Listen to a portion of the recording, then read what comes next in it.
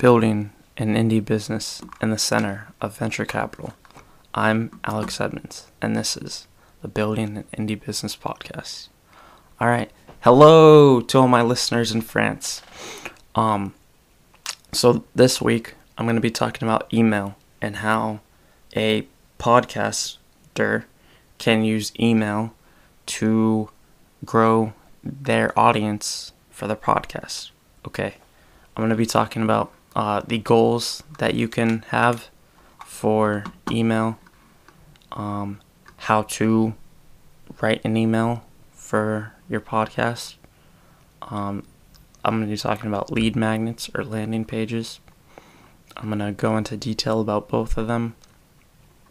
I'm going to talk about the benefits of email, what you should not do when it comes to emailing your listeners, and the problems that you might run into when having a mailing list for your podcast. Okay, so let's get started. So the first thing I want to mention is that you can start your email list before you even start the podcast. And that way, as soon as you have the podcast launched, you email it to your pre-audience. Okay. So the goal you should have for emails, or at least the goals I have for my mailing list for the podcast. The first one is to get people to listen to your episode as soon as it comes out. Because when you email someone, you're mailing on the mailing list, you want them to click on it and download the episode and listen to the episode as soon as they see the email. My second goal with email is to connect with the audience on the email list without social media. So with email, they can easily reach you, and that benefits you because they have easy contact with you, unlike social media where they have to go and find you.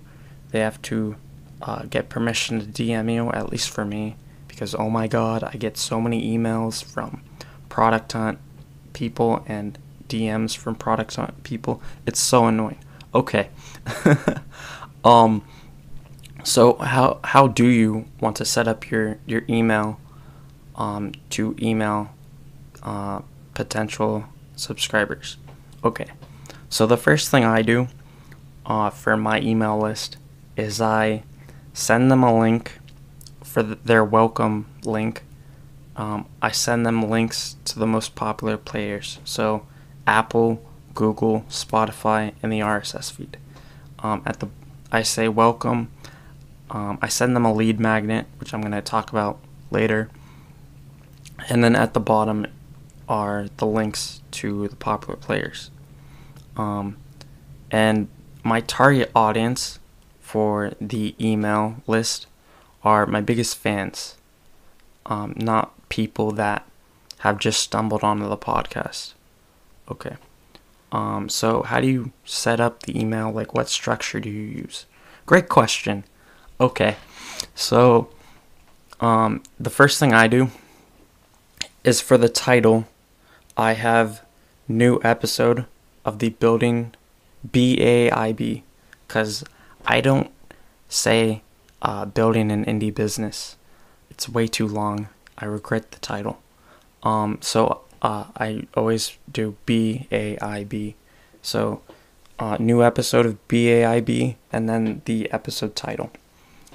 And then I have a link to, I have a header, and it says something like, I don't know, new episode, blah blah blah. Doesn't really matter. And then I have a link to the episode, and then I have the show notes, and this is all in the body of the email. So Alex, you have a new episode every week. Do you hand write this email? Great question. No, I do not. There's something called merge tags, and I use MailChimp. I don't know if other email services have merge tags, but MailChimp does. So you connect MailChimp to your email provider, to MailChimp, and then they have something called merge tags. I can put a link in the show notes so you can learn about merge tags, but it helps you set up the email where it's like every time a podcast episode is released, it'll have like a title, and it'll be the title of the new episode, body, show notes, things like that. So you can set up the RSS feed to automate this every time, which I love. Okay. One final thing you should keep in mind when having emails set up is that when a picture is in the email, it'll get to Google. The email will be added to Google's promo folder. So it's like main, social, promo folder, and so it'll be difficult to see when someone is on their desktop if it goes in the promo folder, so less people will see it. Finally, I send my emails at 3 a.m. Pacific Standard Time because that's my time zone, and 3 a.m. is because when they're checking their phone in the morning, their emails, it'll be right there. So, also, never mind. How I had it before. So recently I just, I had it set up, but I changed the format of the email. So how I had it before, it said new episode of BAIB. And the reason why I thought this was bad is because the few emails that I get for podcasts, I pay attention to what the episode is about. So they have the episode title in the show notes, so it's very easy to tell what the episode is about. And new episode of BAIB does not have that advantage. The next thing I had, the first thing in the body that I had was a picture of the logo. Nobody needs that, and it breaks my promo folder picture rule.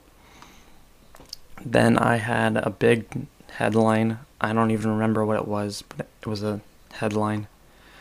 Then I had the title of the episode from the merge tags, show notes from the merge tag, a listen now button that I could click and it would send me to the episode.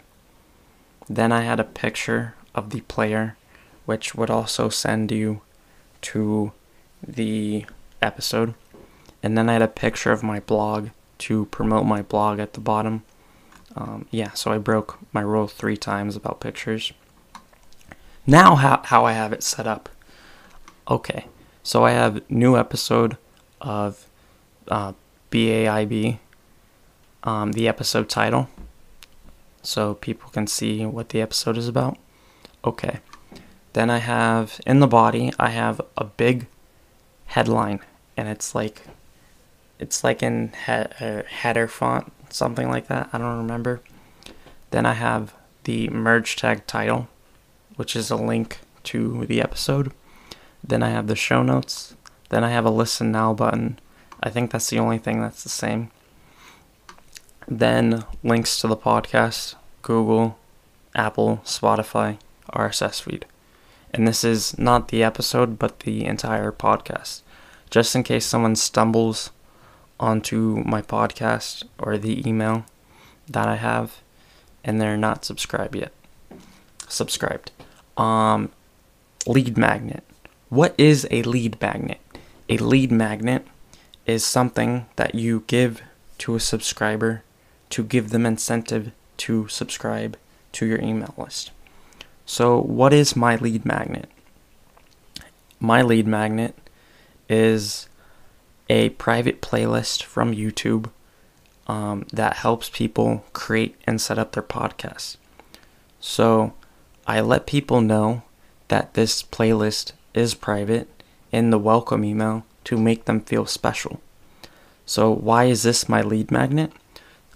Great question. It's my lead magnet because the lead magnet is how to create and set up your podcast.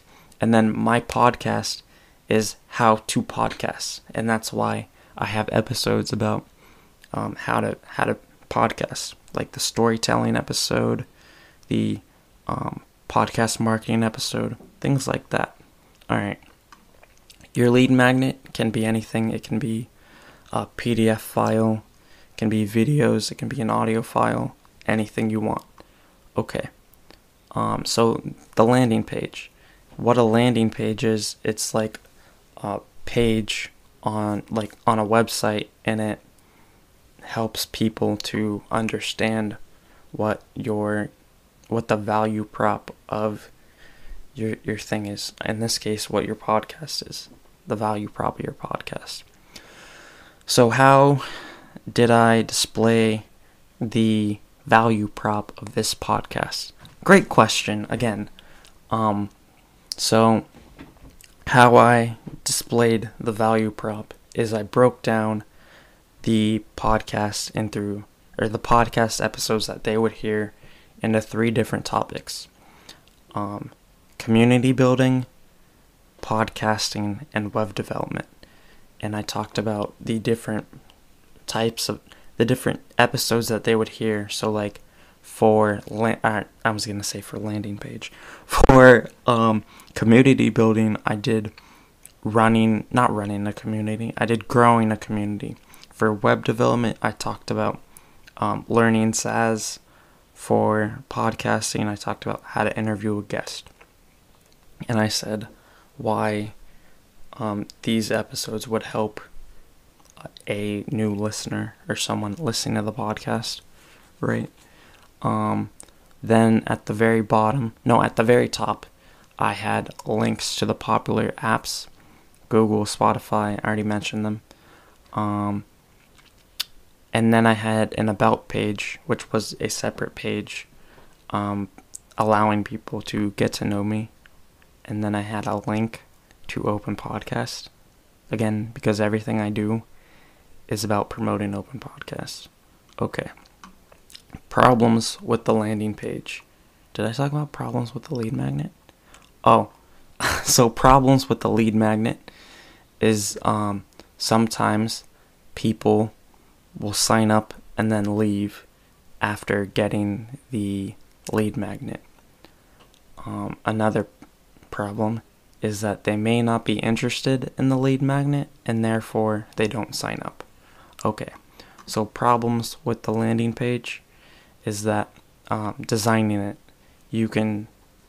it's very difficult to find out what your audience or your potential audience is interested in, like the perfect design for your landing page to get the max amount of people to sign up to your email list. Okay. Benefits of email. Alright. Shareability. And what shareability means is that everyone has an email address, and so if they think their friend is interested in your podcast, they can easily just forward the email to their friend, and that person will subscribe potentially. And then another benefit is that everything is automated for this process. So all you need to do is design it once really well, and then you're done. Another benefit is that there are no algorithms involved, unlike social media. So people see it when they see it. It's not like you send it at 3 a.m. and they see it at 10 o'clock at night because because your email isn't as strong in the algorithm. Okay. More control over user experience. This is different from social media where you get 140 characters and you don't get to choose how they see the email. You can design it, you can add colors, you can structure your email.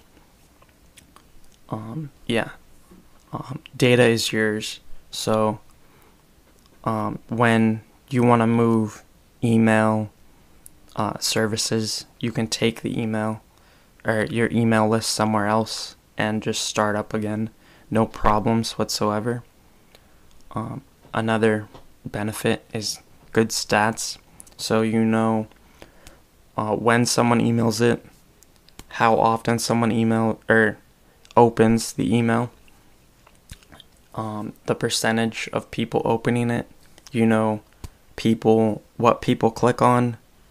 So that's really great stats, and this is unlike social media or even podcasting.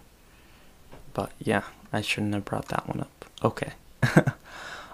People can easily get in touch with you. All they need to do is reply to the email and they get in contact with you, which is great.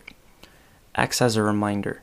So, like I said, I check my email and I see what interesting podcasts are having a new episode, and this acts as a reminder for me to go listen to it.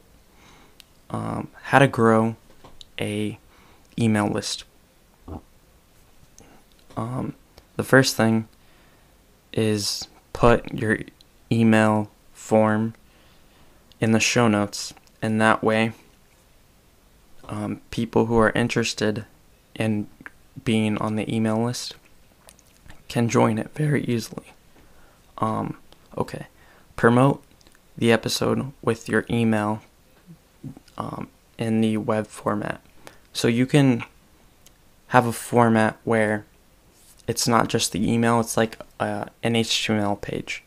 And so how you can promote this episode is by having the email from the HTML form as your promotional page, and that way you promote it on Reddit, Twitter.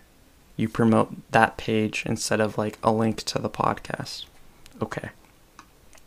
The don'ts of email listing.